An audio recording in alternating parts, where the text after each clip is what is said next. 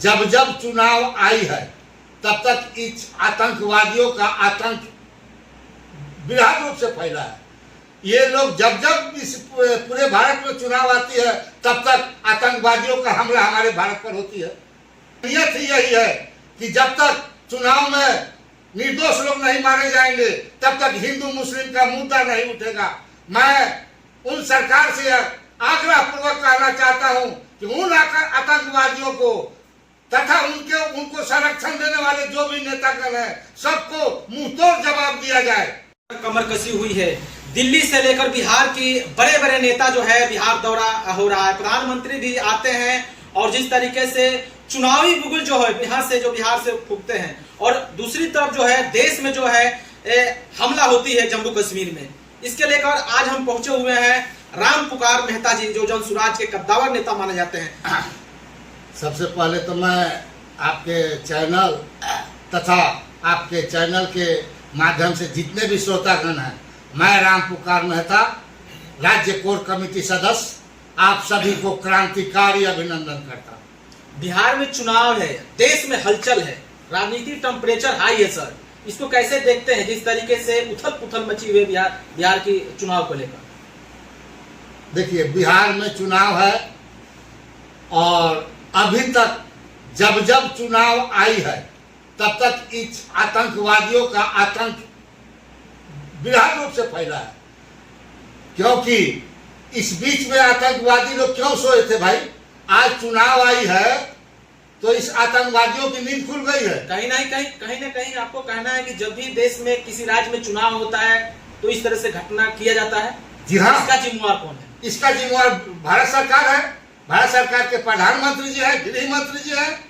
ये लोग जब जब इस पूरे भारत में चुनाव आती है तब तक आतंकवादियों का हमला हमारे भारत पर होती है और हमारे कमजोर समाज के लोग मारे जाते हैं, टूरिस्ट लोग मारे जाते हैं।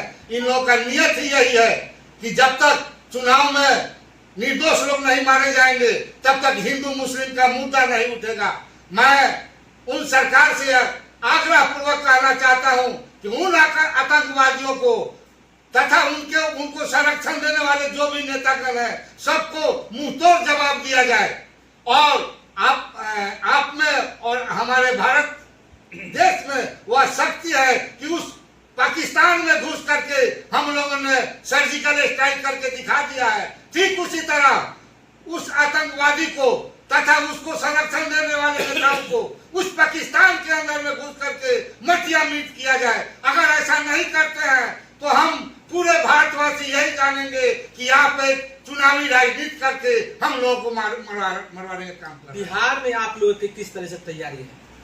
बिहार में सब जनता, बिहार की टोटल जनता उब चुकी है इन दलों के द्वारा और यह तीसरा विकल्प खोज रही थी कि मेरे यहाँ कोई विकल्प नहीं है। पहले तो लालू जी के भय से भाजपा को, भाजपा के भय से लालू जी को, लेकिन इनके यहाँ कोई विकल्प नहीं था। अब जन सुराज तीसरा विकल्प के रूप में आया है। हमारी बिहार की जनता इस तीसरा विकल्प के रूप को देखने वाले लोगों को यह पहला रूप देने जा रही है 2025 के चुनाव में। क्या लग रहा है कि प्रशांत किशोर जी जिस तरीके से बिहार में सक्रिय हुए हैं तो जनता कैसे विश्वास करेगी? जनता तो कह रही है कि प्रशांत किशोर जी अभी नए हैं। जनता नहीं कर रही है, जनता तो प्रशांत जी का पूजा कर रही है क्योंकि आज तक हमारी जनता को ठगी गई है।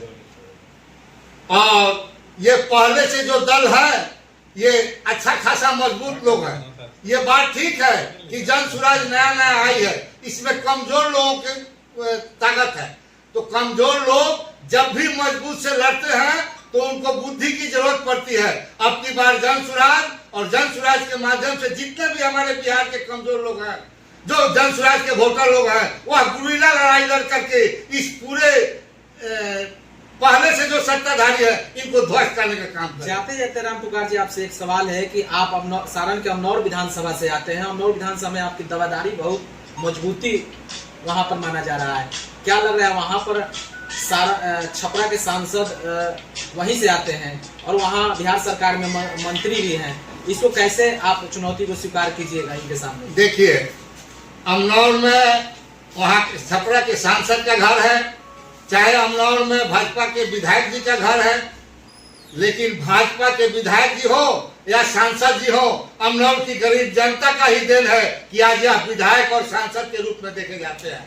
गरीब जनता यह मन बना ली है कि अब की बार इन दोनों को छोड़ करके हम लोग जन स्वराज को हाथ को मजबूत करेंगे। बहुत बहुत धन्यवाद बात करने के लिए सर।